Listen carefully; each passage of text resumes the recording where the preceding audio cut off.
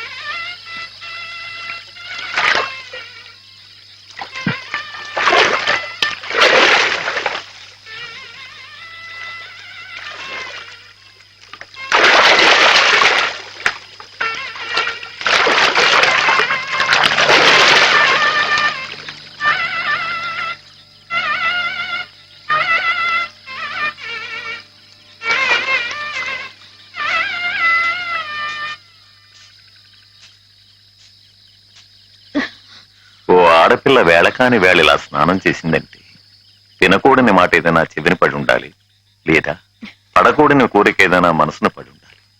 అవునా అమ్మా?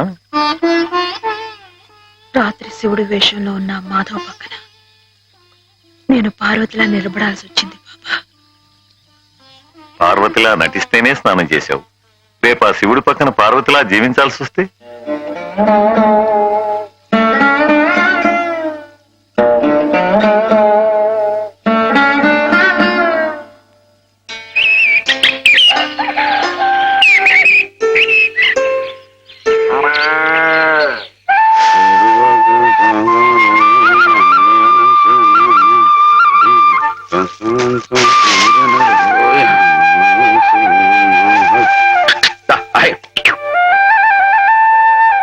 హేమా, పెద్ద ముత్తైదువులు ఆ చీరేమిటి, పాల కోసం ఆ బిందెేమిటి, ఏమైంది నీకు ఇవాళ?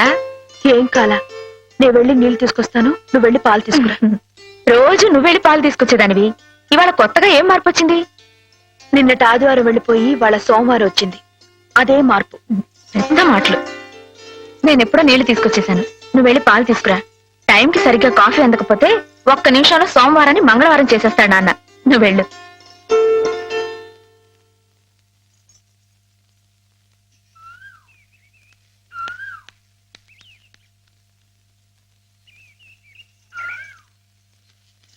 రండి రండి.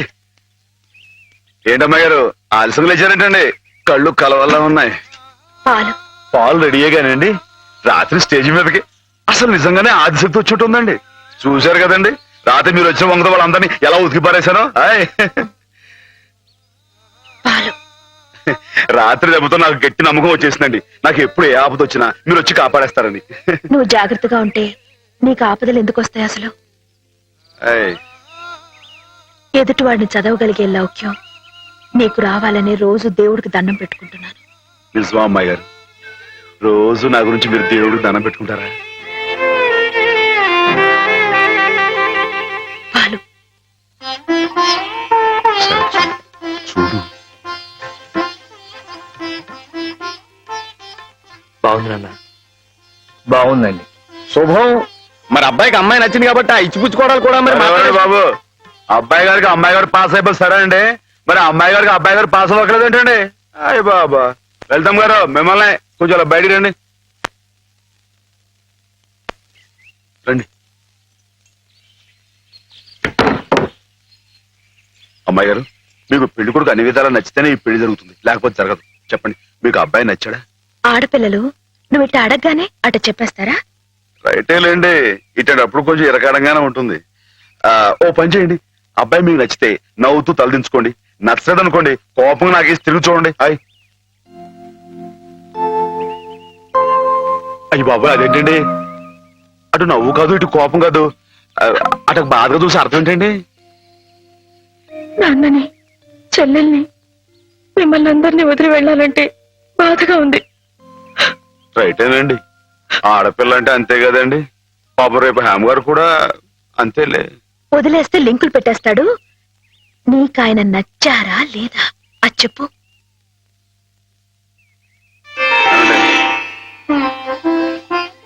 పాస్ అయిపోయినట్టే. మా అమ్మాయి గారికి అబ్బాయి గారు పాస్ అయిపోయారండి. ఇక పెళ్లి ఏర్పాటు చేసుకోండి. శుభం. అయితే కట్న కానుకల విషయాలు కూడా మరి ఏమండో మేమే బంగారం లాంటి ఆడపిల్లలు ఇస్తుంటే ఇంకా ఎదురుగుతారండి బాబు. ఆయ్. నువ్వు ఊరుకో. ఆయ్. సంతలో పశువుని పెట్టి బేరం ఆడినట్టు నన్ను మధ్యలో పెట్టి బేరం ఆడడం నాకు సుతరాం ఇష్టం లేదు. నేను అలా బయట నుంచి ఉంటాను, మీరు మాట్లాడుకోండి. మా వాడు చిన్నప్పటి నుంచి అంతేలేండి. కొన్ని పద్ధతులున్న మనిషి, మధ్యతరగతి వాళ్ళం కదా.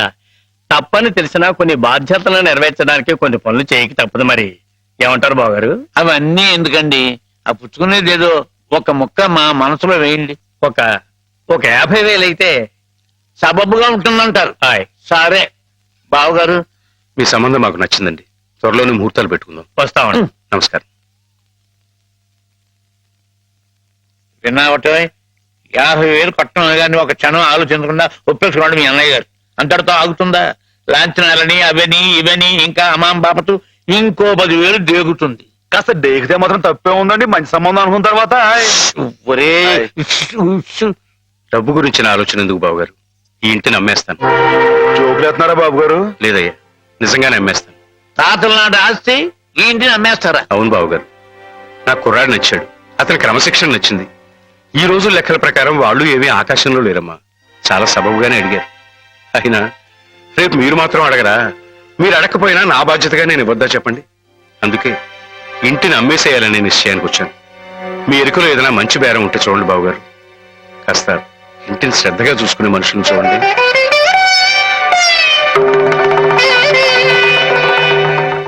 బామ్మగారు, ఎవరు? మాధవ. హాయ్. రా బాబు కూర్చో. మా వెధవా ఇంట్లో లేడు. నేను మీతోనే పని నుండి వచ్చానండి. నా కోసమా? ఉమ్. ఏమిటి బాబు? నేను మిమ్మల్ని ఒకటి అడుగుతానండి. మీరు కాదనకుండా నాకు మాట ఇవ్వాలి. ఏమిటది? ముందు మాట ఇవ్వండి, తర్వాత చెప్తాను. సరే మాట ఇస్తున్నాను. ఏమిటో చెప్పు. ఇదిగోండి, ఈ డబ్బు తీసుకోండి. డబ్బా? హాయ్. ఎందుకు? ఇది మీ డబ్బుగా బాబు గారికి మీరు ఇవ్వాలి. నా డబ్బుగా బాబు గారికి ఇవ్వాలా? హాయ్. ఎందుకని? లలితమ్మ గారికి మంచి పెళ్లి సంబంధం కుదిరిందండి. 50,000 దాకా కట్నం అడిగారు. ఆ డబ్బు కోసం బాబు గారు ఇల్లు అమ్మేస్తున్నారు. ఇల్లు అమ్మేస్తే ఆయన ఏమైపోతారు పాపం? అందుకే కదండి ఈ డబ్బు ఇస్తున్నాను. నాకు ఎప్పటి నుంచోనండి బాబు గారి పుస్తకం వచ్చేయించాలన్న చిన్న ఆలోచన ఉందండి.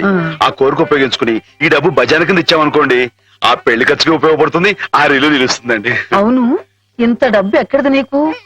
అప్పు చేశావా? నాకు ఆవులున్నాయి కదండి, అందులో కొన్ని అమ్మేశానండి. మిగతావేమో బేరం పెట్టాను. ఇలా అన్ని అమ్మేసుకుంటే నువ్వేం తిందామని. మరెవరే, మీరంతా లేరేంటండి? మీ ఇంటికి వస్తే ఓ ముద్దు పెట్టరా? నాకు ఈ సాయం చేసి పెడతారు కదండి. మారేడు దళం శివుని పాదాలు తాకాలంటే ఏ చేతులు కాదంటాయి? ఎంత దొడ్డ మనసురా నాయనా నీది. ఏమిటి బామ్మగారు, నా కావ్యాలను మీరు అచ్చువేస్తారా? అది కాదు బాబు గారు, మా వారు బోరుడు హైవేస్ నాకు వదిలి వెళ్లిపోయారు. అనుభవించడానికి నేను నా మనవడు మిగిలాం. ఆ డబ్బు ఇలాంటి పుణ్యకార్యాలకు ఉపయోగిస్తే నా జన్మ తరిస్తుందనిపించింది. బామ్మగారు ఏంటండి పొద్దునే జన్మలు అయ్యి అంటున్నారు? నాన్నగారు పుస్తకాలన్నీ బామ్మగారు అచ్చు వేయిస్తారట మాధవ. అయ్యో బాబోయ్, ఎంత శుభవార్తనానండి. అండి బాబు గారు, ఇక రామాయణం మహాభారతం పక్కన పేటేసి కూర్చుంటాయి మీ పుస్తకాలు. ఆయ్. కానీ నా పుస్తకాల మీద మీకు రాబడి పెద్దగా ఉండకపోవచ్చు బామ్మగారు. మాకు పైసా రాబడి రాకపోయినా పర్వాలేదు బాబు గారు. ఒక మహాకవి రాసిన అపురూప గ్రంథాలు వెలుగు చూడాలి. మీరేమిటో, మీ కళానికున్న శక్తి ఏమిటో 10 మందికి తెలియాలి. ఏం మాధవా? లక్ష విలువ చేసే మాట అన్నారండి. ఆ మాటతో పాటే భజానాకి ఇంత ఇప్పించేస్తే ఈ విషయం పాస్ అయిపోద్దండి. ఆయ్. మాధవ, బేరాలు ఆడడానికి భజనాలు పుచ్చుకోవడానికి ఇది నువ్వు పశువుల సంతకెళ్ళి చేసే పశువుల బేరం అనుకున్నావుటయ్యా. ఇటువంటివి నచ్చవు నాకు. రైటే బాబు, ఇప్పుడు ఆవులు గేదెల మధ్య గడిపేవాడిని. అంతవరకు ఆలోచించాను. తప్పే. మాధవేం తప్పుగా అనలేదు బాబు గారు. మీకు ఎంతో కొంత ఇవ్వటం మా బాధ్యత, ధర్మం. ప్రస్తుతానికి 50,000 అట్టి పెట్టండి. ఇప్పుడు ఎందుకు బామ్మగారు? రేపు పుస్తకాలన్నీ వచ్చైన తర్వాత ఏకమొత్తంగా ఎదురుగాని ఉంచండి బాబు గారు. పెద్దమ్మాయి గారి పెళ్ళని కూడా అనుకుంటున్నారట కదా, దేనికైనా అక్కడికి వస్తుంది. బామ్మగారు మాట కాదనకండి బాబు, ఉంచండి. మన అవసరం పాస్ అయిపోతుంది. ఇచ్చేయండి.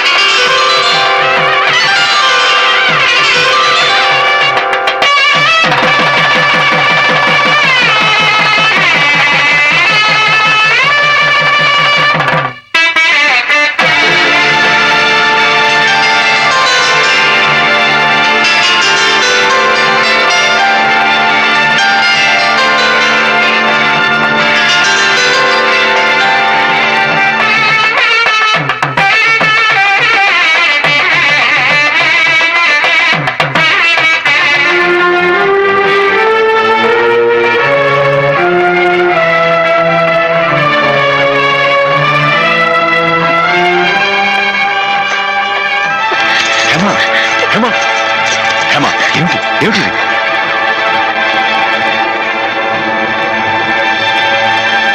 ఏంటండి అమ్మాయి గారు ఏమైందండి? ఏం లేదు.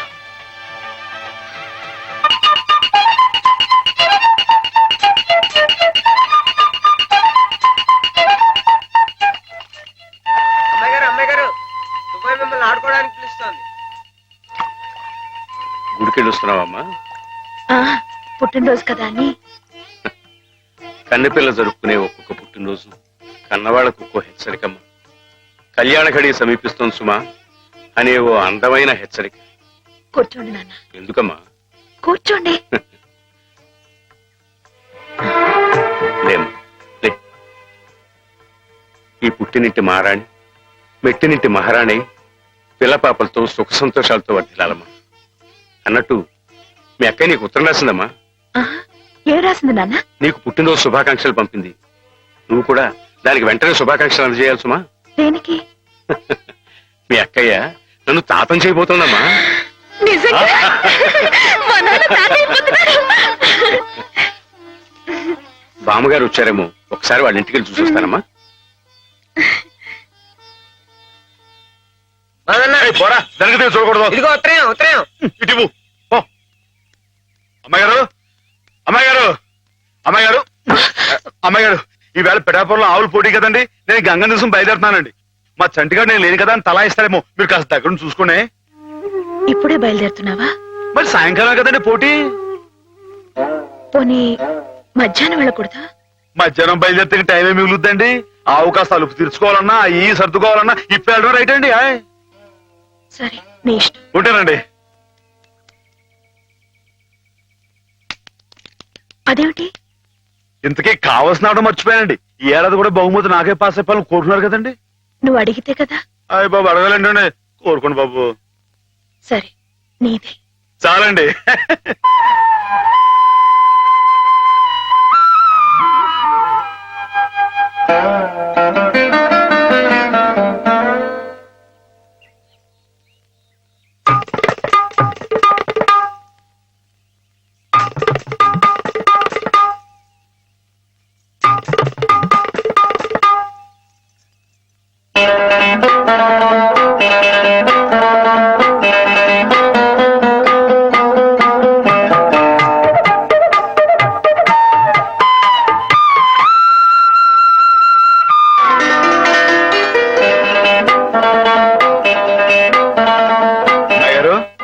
అమ్మాయి గారు అమ్మాయి గారు అయ్యో ఇంకా పడుకున్నారేంటండి? ఈవేళ మీ పుట్టినరోజు. లేవండి, అబ్బా లేవండి, కూర్చోండి. ఇదిగోండి ఈ ఎన్నపూస ఒంటికి రాసుకుని ఈ మేగడతో మొహం రుద్దుకుని ఈ పాలతో తలారా స్నానం చేయండి. పాలతో స్నానం చేయడానికి నేనేం దేవతనా? కాకపోవడం ఏంటండి, అంతకన్నా ఎక్కువేనండి. రానంటే చంపేస్తామని వచ్చాను కానీ లేకపోతే వాళ్ళు వచ్చేవాడు కదా బాబు. ఏం పాపం? అంతర్వేది వెళ్లాల్సింది. ఎందుకో? మా ఆవిడ సముద్ర స్నానం చేద్దాం రమ్మంది. ఏమిటి విశేషం? ఇవాళ కార్తీక పౌర్ణమయ్యా బాబు. అందుకే కాబోలు అమ్మాయి గారు మధ్యాహ్నం వెళ్ళకూడదా అన్నారు. బండలకు తిప్పు. దేనికి? ఈ ఏళ అమ్మాయి గారు పుట్టినరోజే బాబు. నమస్కారం అమ్మా. ఎప్పుడు వచ్చారు? ఉదయమే వచ్చాను బాబు గారు. ఆహా. యాత్రల్లో ఎవరో కళ్ళ డాక్టరు పుణ్యాత్ముడు కళ్ళు ఆపరేషన్ చేసి బాగు చేశాడు. అలాగా? అందుకే 4 రోజులు ఆలస్యమైంది. నాన్నగారు మీరు ఎప్పుడొస్తారా అని ఎదురు చూస్తున్నారు. దేనికి? పెద్ద మనసుతో మీరు పెళ్లి సమయానికి అందజేసిన డబ్బు ఆ శుభకార్యానికి ఎత్తు వచ్చినట్టుగా సరిపోయింది. అందుకుగాను మీకు ఎప్పుడు రుణపడి ఉంటానండి. అంత మాట అనకండి బాబు గారు. నా పుస్తకాల మీద సర్వం సహా హక్కుల్ని మీకు ధారాదత్తం చేస్తున్నట్టు పత్రం రాయించాను. సాయంకాలం ఆ పత్రాన్ని పుస్తకాన్ని మీకు అందజేస్తాను. వద్దు బాబు గారు, అంతటి సన్మానానికి తగను నేను. ఆ కాగితంలో మాధవ్ పేరు రాయించి అతనికి ఇవ్వండి బాబు. మాధవ్ పేరా? అవును బాబు గారు, నేను మీ దగ్గర అబద్ధం ఆడాను. గంగలో మునిగినా కేదారనాథుణ్ణి చూస్తున్నా నేను తప్పు చేశాననే బాధ నన్ను తొలిచేసింది. నేను తమకిచ్చిన డబ్బు నాది కాదు.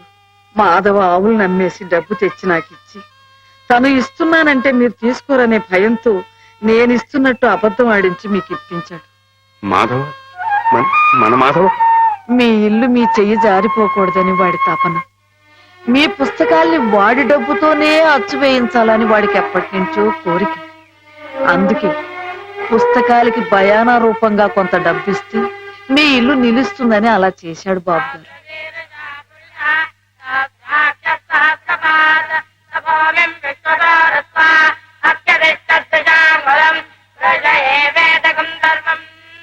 ఆవులు ఏమయ్యాయా అని అడిగితే ఆసుపత్రిలో చేర్పించానని అబద్ధం చెప్పాడు. ఇందుకేనన్నమాట. మన్ను తినలేదని ఆ రోజు గోపాలుడు చెప్పిన అబద్ధం పెంచిన తల్లిని పునీతురాల్ని చేయడానికైతే మమత నిండిన ఈ గోపాలుడు ఈనాడు చెప్పిన అబద్ధం పెంచిన పంచని 10 కాలాల పాటు చల్లగా నిలపడానికమ్మా. నన్ను యువతలి గట్టుకు చేర్చిన మహనీయుడు అవతలి గట్టునే ఆగిపోయాడమ్మా. ఒక్కసారి పండి మాధవం తీసుకురాగలవా? అలాగే నాన్న.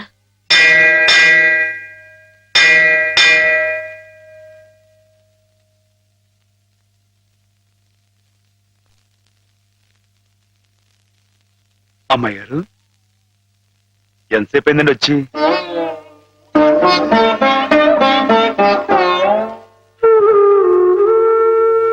ఏంటమ్మాయి గారు అలా కొత్తగా చూస్తున్నారేంటి? నువ్వు చాలా కొత్తగా కనిపిస్తున్నావు మాధవ. అయ్యే బట్టలు అదే పని అదే మొహం, నేను కొత్తగా ఊరుకోను అమ్మాయి గారు. నాన్నగారు నేను వెంటనే తీసుకురమ్మన్నారు. అలాగా పదండి.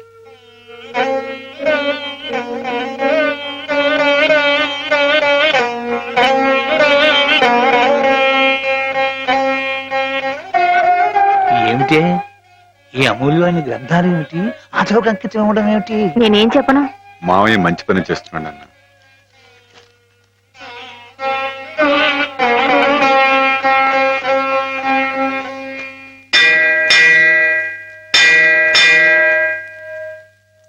నాన్న,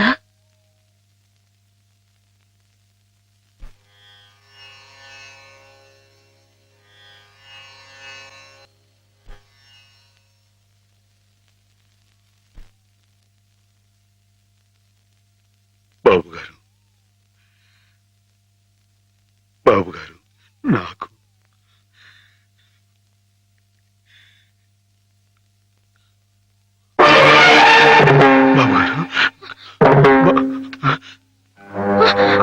నాన్న, బావ, నాన్న, నాన్న.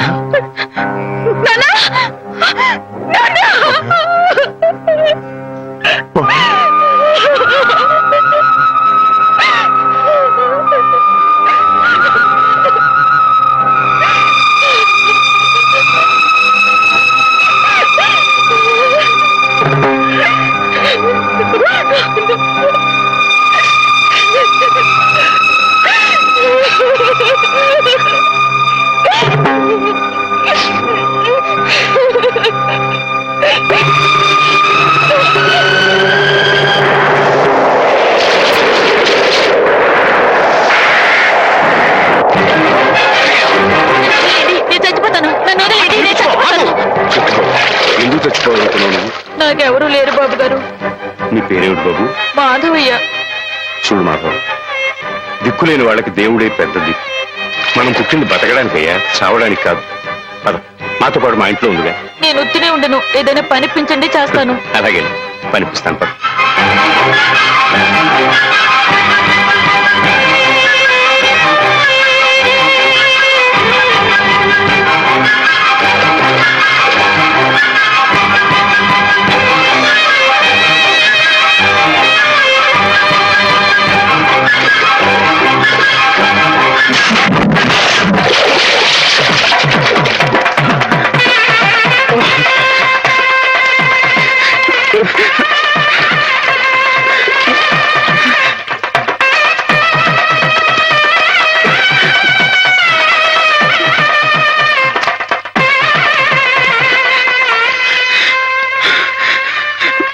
మహేశ్వరుడు, పరమేశ్వరుడు, లోకరక్షకుడు, ఇవన్నీ నీ పేర్లేక?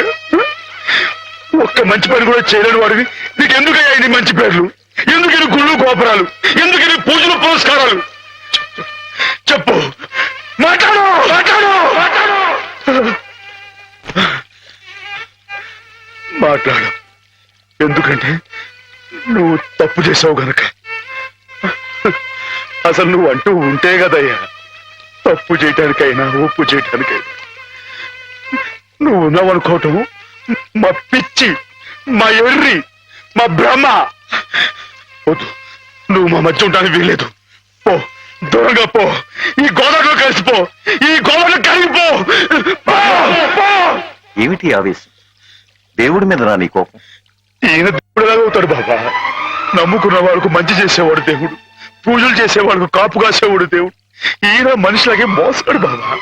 లేకపోతే రోజు శివారాధన చెయ్యందే మంచి కూడా ముట్టుకుని అయ్యగారిని అర్థంతరంగా తీసుకుపోతాడా? అలాగా ఆ, అయితే మాత్రం నీకేం అధికారం ఉందని దీన్ని నీటిపాలు చేయాలనుకుంటున్నావు? ఇది నేను చేసుకున్న బొమ్మ, దీని మీద అధికారం నాకు ఎందుకు ఉండదు? నువ్వు చేసుకున్న బొమ్మ మీద నీకు అధికారం ఉన్నప్పుడు ఆ దేవుడు చేసుకున్న బొమ్మల మీద ఆయనకి అధికారం ఉండదా బాబు? బొమ్మ పాత్ర ముగిసింది, రంగస్థలం నుంచి తప్పించేశాడు. ఆప్తులేని వ్యక్తులు దూరం అయితే తెలితిగానే ఉంటుంది. మెల్లమెల్లగా ఆ బాధని మర్చిపోవాలి. ఎలా మర్చిపోమంటావు బాబా? 10 మాటల్లో 5ంటికి అర్థం చెప్పలేని వాడిని ఆయనతో పాటు సమానంగా కూర్చోబెట్టి ఆయన రాసిన పెద్ద పెద్ద పుస్తకాలన్నీ నాకు అంకితం చేశారు. నేనంత గొప్పనా బాబా? అంత పెద్దోళ్ళ నాకు తాహతుందా? నా కింద కీర్తి ఇచ్చి వారు కీర్తి శేషులు అయిపోయారు. నా మేడం మణారం వేసి ఆయన బట్టలో కలిసిపోయారు. ఊరుకో మాధవ, ఊరుకో. నీ బాబుగారి ఆత్మ శాంతించాలంటే త్వరలో ఆ పుస్తకాలన్నీ అచ్చు వేయించి ప్రజలకు అందించు. ఆయన పేరు శాశ్వతంగా నిలుస్తుంది.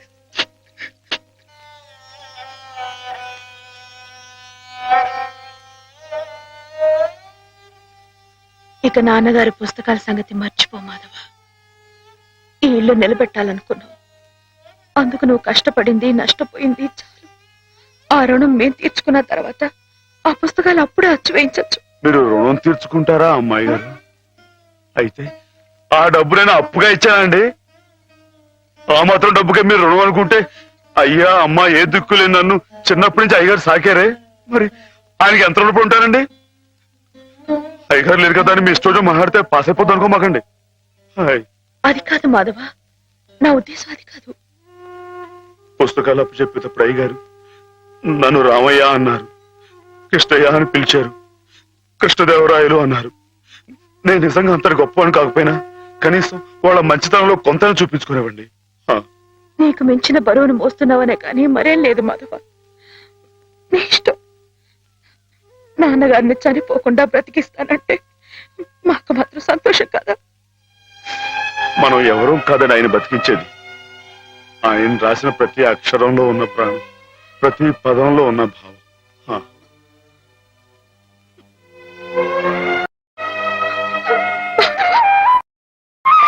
అమ్మాయి గారు, అమ్మాయి గారు, ఊరుకోండి అమ్మాయి గారు, ఊరుకోండి.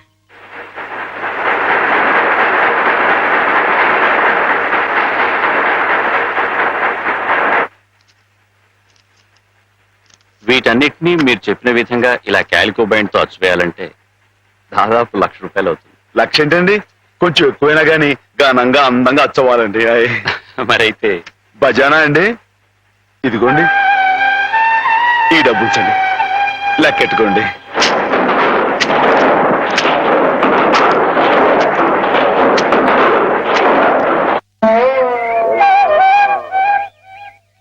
మాధవన్న బాబు గారు పుస్తకాలు అచ్చు వేస్తున్నాడు కదా, ఆ పుస్తకాల మీద బోలెడు డబ్బు వస్తుంది కదా. మళ్ళీ మీ అమ్మని, పిన్నుల్ని, అత్తయ్యల్ని అందరినీ కొని తీసుకొస్తాడు కదా. అప్పుడు దొడ్డంతా పశువులతో, ఇల్లంతా పాడితో మళ్ళీ పాత రోజులు వచ్చేస్తాయి కదా స్వామి. అనుకున్న టైంలో అనుకున్నట్టుగా అచ్చేసి ఇచ్చేశారు. చాలా సంతోషంగా ఉందండి. ఇవి ఇంత త్వరగా ప్రింట్ అవటానికి కారణం మీరు, మీ పట్టుదల. ఇవిగోండి మీ పుస్తకాలు. అందంగా అచ్చయ్యాయా? చాలా బాగున్నాయండి. మా బాబు గారే పట్టుబట్టలు కట్టుకుని ముస్తాబాయ్ వచ్చినట్లుగా ఉన్నాయండి. ఏంటయ్యా ఈ అడావుడి? అయ్యగారు రాసిన పుస్తకాలు. ఓహో,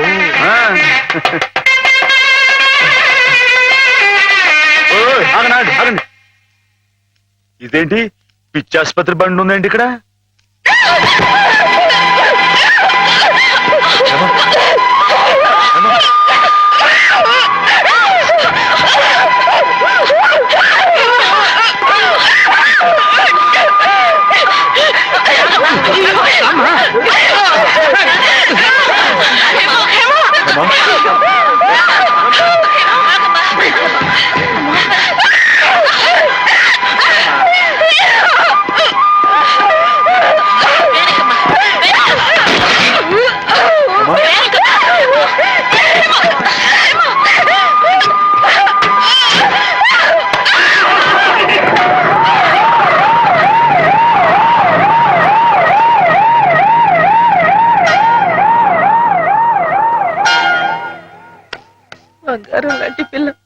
ఇదేం కర్మో.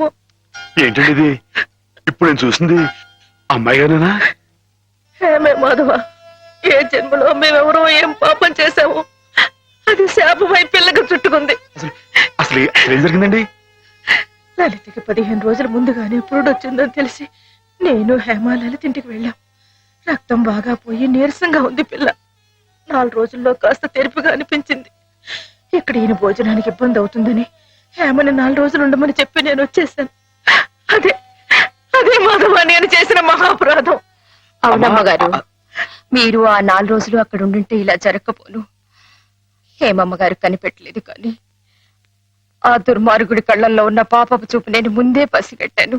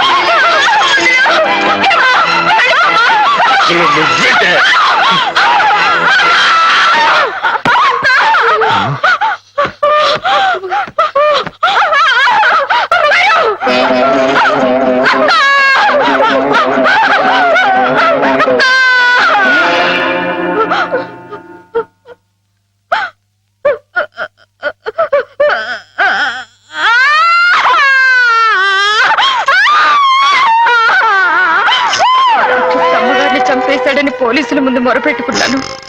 వాడు విసిరేసిన డబ్బులు పోలీసుల చెవుల్ని మూసేసింది. నా గోడు ఎవ్వరూ పట్టించుకోలేదు.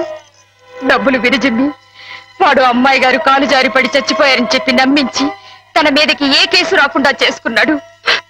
ఆ రోజు నుంచి చిన్నమ్మాయి గారు ఇదిగో మీరు చూస్తున్నారే ఇలా అయిపోయారు.